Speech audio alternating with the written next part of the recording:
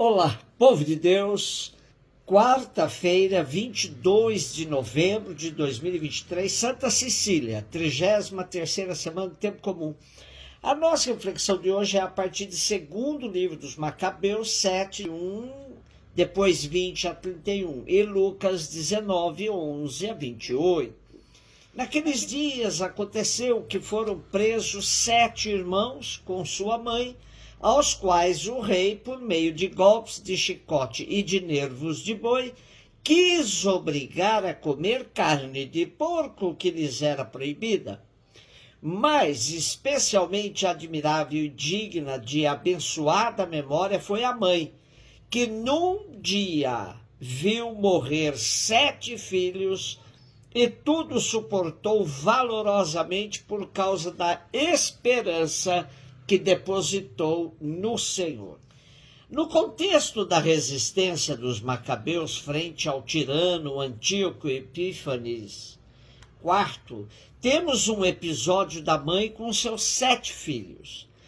Hoje, a execução do 7º irmão, que, seguindo a mesma sorte dos seus 6 irmãos, preferiu a morte, defendendo a tradição dos seus antepassados, sua cultura e religião.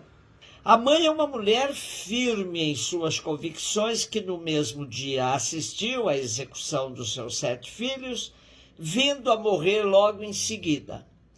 Sabemos que o Primeiro Testamento não tem desenvolvida a teologia da ressurreição, e por isso é ainda mais significativa essa profissão de fé na vida eterna que temos nesse segundo livro de Macabeus. A resistência dos mártires irrita o rei, que volta à carga para que a mãe convença o filho mais novo, o único ainda vivo, a apostatar. A mulher dá a entender que faz a vontade do rei porque se dirige ao filho em língua hebraica. Na verdade, continua a exortá-lo à resistência ao rei e à fidelidade ao Deus da vida. E mais uma vez reafirma a fé na ressurreição. Aceita a morte para que no dia da misericórdia eu te encontre no meio deles. O nosso texto termina com a corajosa profissão de fé do jovem que crê no julgamento de Deus. Ele diz: não obedecerei às ordens do rei, mas aos mandamentos da lei dada aos nossos pais por Moisés. E tu, que inventaste toda espécie de maldades contra os hebreus, não escaparás às mãos de Deus. Lucas 19, de 11 a 28. Jesus acrescentou uma parábola, porque estava perto de Jerusalém e eles pensavam que o reino de Deus ia chegar logo. Então Jesus disse: um homem nobre partiu para um país distante a fim de ser coroado rei e depois voltar.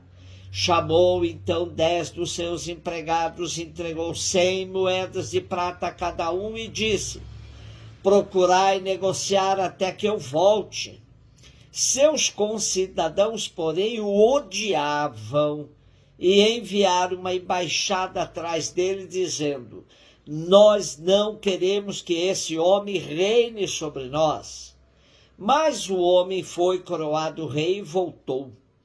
Mandou chamar os empregados aos quais havia dado dinheiro a fim de saber quanto cada um havia lucrado.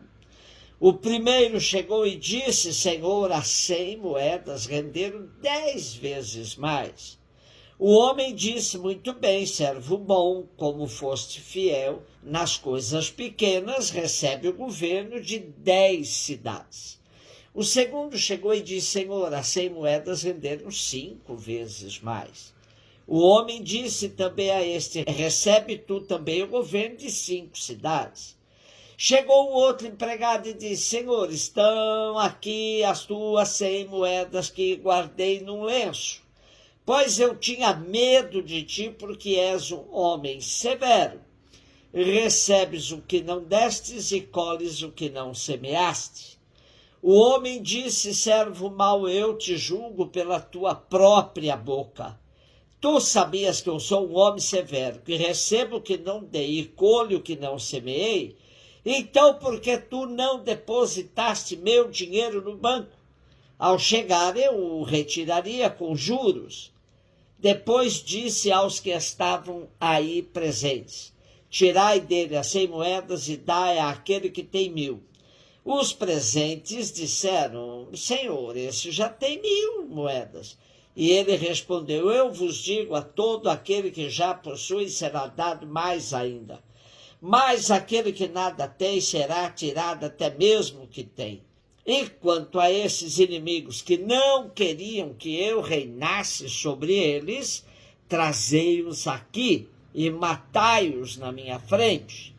Jesus caminhava à frente dos discípulos subindo para Jerusalém.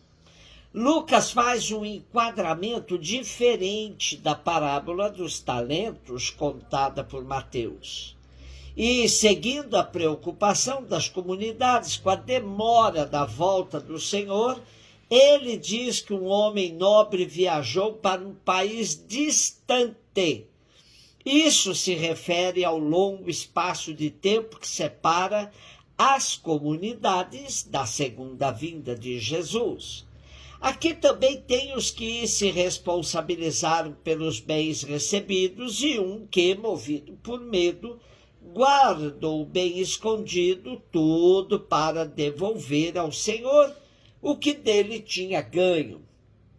Assim como na parábola dos talentos, os que fizeram render o que receberam mereceram elogios, ao passo que o medroso foi chamado de servo mau e sofreu as consequências de sua escolha.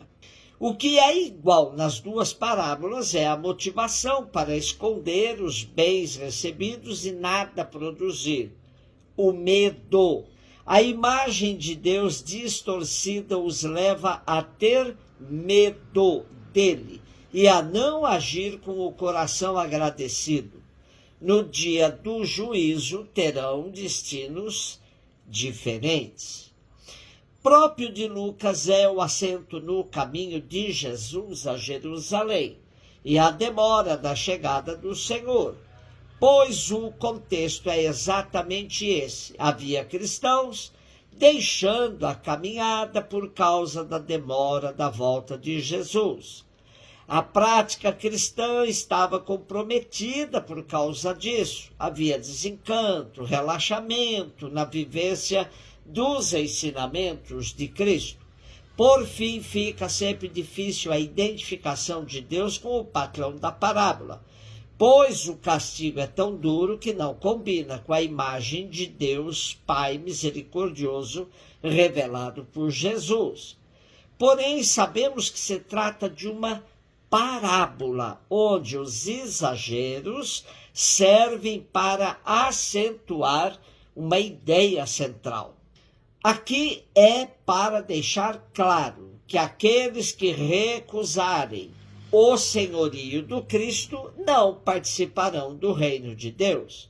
Mas Jesus, como que os deixando entregues à sua própria sorte, continuava seu caminho à frente dos discípulos, subindo para Jerusalém. Celebramos hoje Santa Cecília, padroeira dos músicos e da música sacra, pois consta que ao morrer ela teria cantado a Deus. A tradição narra que Cecília, nobre jovem romana, foi martirizada por volta do ano 230, durante o império de Alexandre Severo e o pontificado de Urbano I. Seu culto é antiquíssimo.